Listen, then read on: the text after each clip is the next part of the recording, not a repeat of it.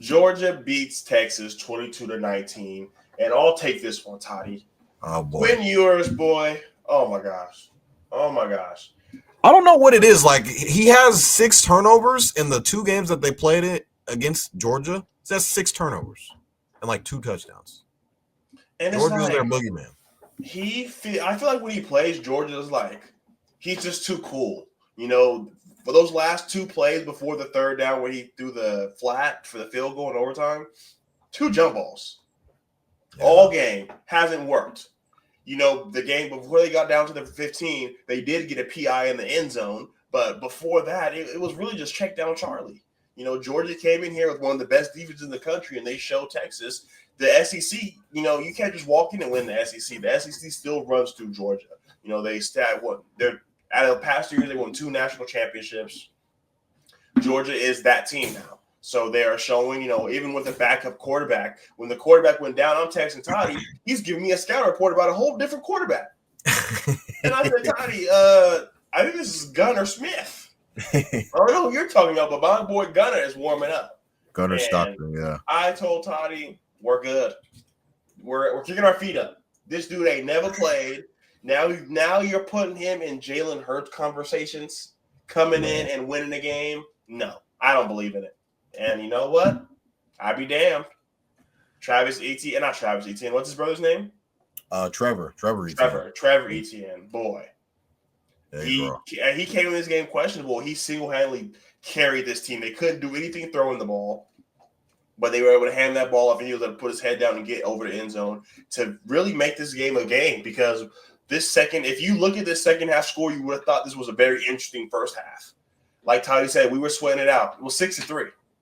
6-3. So it was a big second half. Texas had one good drive, essentially, that they went down there and they looked amazing. And Toddy and I will say this over and over until we are blue in the face. When the backup throws that pick and you don't take that to the house, changes everything. You take that to the house, game's over. Toddy, what were your thoughts about Texas? I don't even know if people want to really call this an upset, but Georgia upsets Texas 22-19. Yeah, I mean, the first matchup had me just questioning, like, what happened? Like, what went wrong? What like, they came out and they slapped them 30-15 at home. So this is kind of like a home game for Georgia because it was in Atlanta. That's where the SEC championship is every year.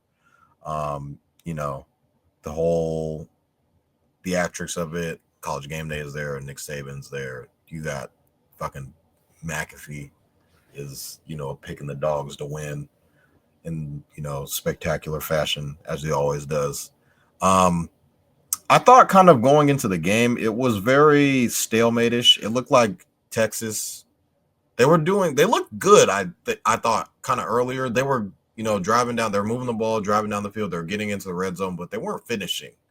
So they were kind of leaving the back door open. They were kind of, you know, letting Georgia hang around. Georgia wasn't really able to get anything moving offensively. I thought Matthew Golden for Texas was virtually unguardable. He had 162 yards and 8 receptions. And then DeAndre Moore, he had the big touchdown in the second half. But Georgia was kind of just getting key stops in the red zone. They weren't really letting them score. And I think right before the half was when Carson Beck got hurt. I don't know what happened. Was it his elbow or his shoulder, his arm or something happened? Your music, Kev. I don't know. Elbow. Yeah, so he hurt Brock Purdy. I don't know. I think he got hit on like a pass right before the half was over. Literally the last play of the half. Yeah, it was like literally this last play of the half. So, and I'm just like, okay, it's 6-3 going into the half. Yeah, the backup's coming in. I'm texting Kev. I'm like, it's Jaden Rashada. He was the freshman from Arizona State transfer. The guy who was suing Florida. There was like a whole fiasco about him, you know, saying he was supposed to promise to get this, didn't get it, blah, blah, blah. It was a whole thing. I thought it was going to be him, but it was this other kid. He's not. Kev was like, nah, this other dude, Gunner Stockton. He's warming up. I'm like, who the fuck is Gunner Stockton? I've never heard of him in my life. Sophomore, kid from Georgia. He grew up not too far from the campus, I believe, if I'm not mistaken.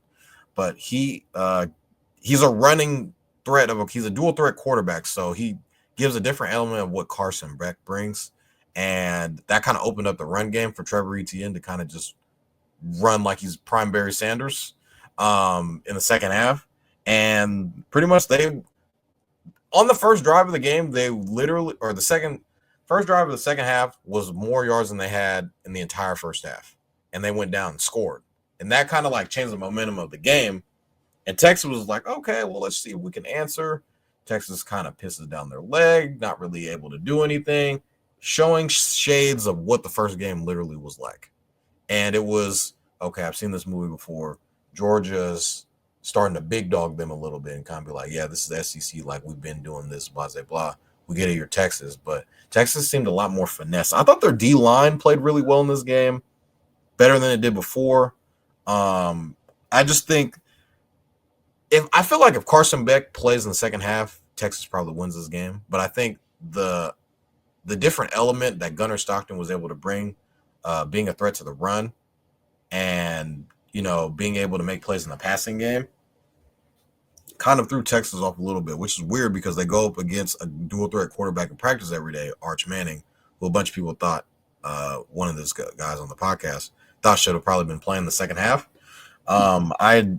I just, the game ends up going into overtime. Kevin, the game was virtually over. I'm not going to lie. Like right before, I'd say a couple of minutes before, really all Georgia had to do was run the ball, and they probably would have been able to kick a field goal and go up. I think it would have been like 16-10. But Stockton throws a pick, and nothing but green grass in front of him. The band should have started playing. Nothing but green grass was in front of him. He had a defender in front of him, kind of like celebrating right before like he catches the interception. And I don't know who the guy that ended up tackling him, I think it was a tight end, ends up catching him, runs right by the guy that was kind of celebrating him. If he would have just turned around and blocked him, the guy would have ran in. Just get your hands on him. Stay in front of him. Do something. He would have ran straight for a touchdown. And that would have been because Texas was literally not able to do anything on offense besides the big run by DeAndre Moore Jr. That basically scored the only touchdown that they had in the game. That would have kind of just took the whole air out of Georgia. They would have had to drive down the length of field and score a touchdown rather than kicking a field goal, blah, blah, blah. It would have been a whole thing. But game ends up going into overtime. Texas is unable to score. They drive down the field. They get into the red zone, but they're unable to score, as Kevin pretty much mentioned. Texas get the ball first in overtime. Not really able to do anything. I think they're able to get a first down. They convert a third down in overtime. And just are unable to punch the ball in. That's kind of was the story of the first game. They were unable to score in the red zone. Second game, kind of the same thing. Georgia's able to get key stops in the red zone, not really letting them score touchdowns, kick field goals. And what does Georgia do? They get the ball. Gunnar Stockton, or really they feed ETN. Gunnar Stockton, they ran a similar draw play in the beginning of the play where they spread. I think they go like 3 wide, 3 to the left, and kind of just spread the entire field out. And Gunnar Stockton just runs a draw. And right before this play, I was like, Kevin, they're going to run. I screamed at the TV. I was like, bro, it's going to be a draw. I knew this play was going to come. Gets into the red zone. His helmet comes off, and they were about to call targeting, but the guy ended up leading with a shoulder. They're inside the 4, and so the rule in college is if your helmet comes off, you got to come off the field for one play. They don't have a quarterback, so Carson Beck has come back in the game. You just see him with this dead shoulder. He's running driving that way. Bro, I swear this is literally like a scene in Friday Night Lights where it's like, Mike, you all right? I'm all right. And so he hands the ball to Trevor Etienne, and he just walks into the end zone. And just Georgia's the SEC champs. Our parlays are dead. And I'm just like, bro, what? Like, Texas has so many chances to win this game, and they just kept letting Georgia they're stringing them along. They were just like, hey, we're just gonna kick a field goal here. We're not gonna score touchdowns. I feel like that was really the game and turnovers. Quinn Ewers just every time he plays against Georgia, man, it's crazy. A lot of people were gonna call out Texas saying they don't got any ranked wins. They're the most fraudulent team in the country. I think I saw something saying that, hey, Texas lost today, right? But they're either going to play Arizona State or Boise State. They're going to be favored by double digits probably in both of those games. And they'll probably cakewalk to the quarterfinals. So your season's not over. I feel like there was a game that they should have won. But if you kind of look ahead, I feel like it's a lot easier for them now.